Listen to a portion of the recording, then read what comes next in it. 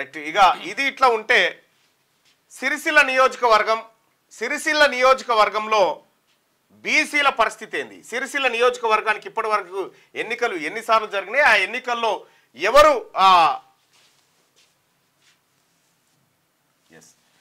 ఎవరు ఇప్పటి వరకు ఎమ్మెల్యేలుగా గెలిచారు ఇంకా అనేది ఒకసారి చూద్దాం. Sircilla assembly constituency history and detailed analysis. ఇప్పటిదాకా ఒక పద్మశాలి సోదరుడన్నా, పద్మశాలిలు కడు పేదరికంలో ఉన్నానన్నా, దరిద్రంలో ఉన్నారన్నా, ఇప్పటి వరకు ఓటర్లో పనిచేస్తూ ఉన్నారని చెప్తా ఉన్నారు. దానికి కారణం మీ ఓట్లే. ఈ సిరిసిల్లలో మెజారిటీ జనాభా పద్మశాలీలు కదా. మరి సిరిసిల్లలో పద్మశాలీలంతా ఒక్కతాటికి వచ్చి ఎందుకు పోటీ చేయలేకపోయారు? మీ ఎమ్మెల్యే ఉంటే మీ పరిస్థితి ఇట్లుంటుందా? సరే, ఇయ్యాలంటే ఒకటేరు. గతంలో ఈ పరిస్థితి లేకుండే. సిరిసిల్లలో మొత్తం ఓటర్ల సంఖ్య 2,27,883. సిరిసిల్లలో మొత్తం ఓటర్ల సంఖ్య 2,27,883 మంది ఓటర్లు అక్కడ ఉంటే, నెంబర్ ఆఫ్ బీసీ ఓటర్స్ ఎంతమంది ఉన్నారంటే 64.81% బీసీ ఓటర్లే. 64.81% బీసీ ఓటర్లు అంటే 1,47,691 మంది బీసీ ఓటర్లే. అందులో పద్మశాలీలు అత్యధికం. ఇక నెంబర్ ఆఫ్ ఓసీ ఓటర్స్ ఎంతమంది ఉన్నారు, రెడ్డి ఓటర్లు ఎంతమంది ఉన్నారంటే 16,997 మంది రెడ్డి ఓటర్లు ఉన్నారు అక్కడ. బీసీ ఓటర్లు ఏమో 1,47,691 ఉంటే రెడ్డి ఓటర్లు 16,997 మంది ఉన్నారు. వెలమలు అక్కడ 2,000 పైచిలకు కూడా లేరు మొత్తం కాన్స్టిట్యున్సీలో. ఇక మొత్తం ఇప్పటి వరకు 16 సార్లు ఎన్నికలు జరిగినాయి సిరిసిల్ల నియోజకవర్గంలో.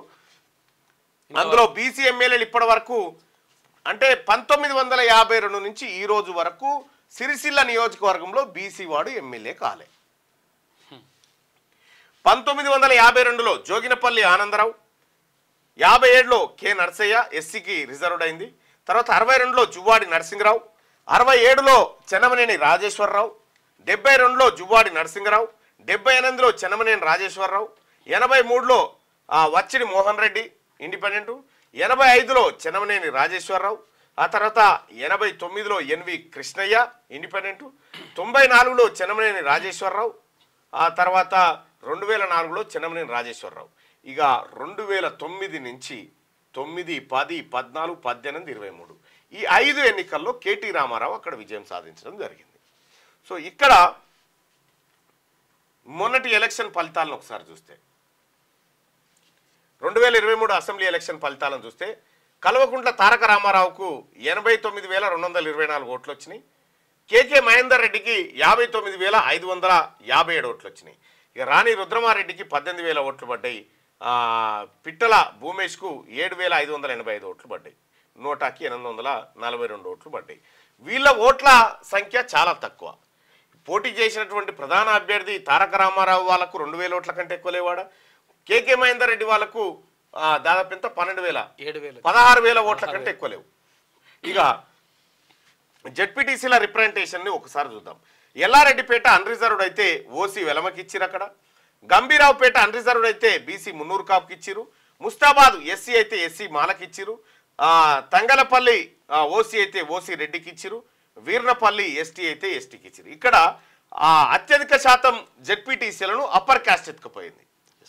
64.81%. ఇక్కడ పద్మశాలి బిడ్డకు ఒక్కట్లేదు. మళ్ళా 64.81% ఉన్నటువంటి బీసీలు ఒక్కరు జెడ్పీటీసీ అయితే 7.45% ఉన్న ఓసీలు 2 జెడ్పీటీసీ లేరు. ఇది సిరిసిల్ల కాన్స్టిట్యున్సీ.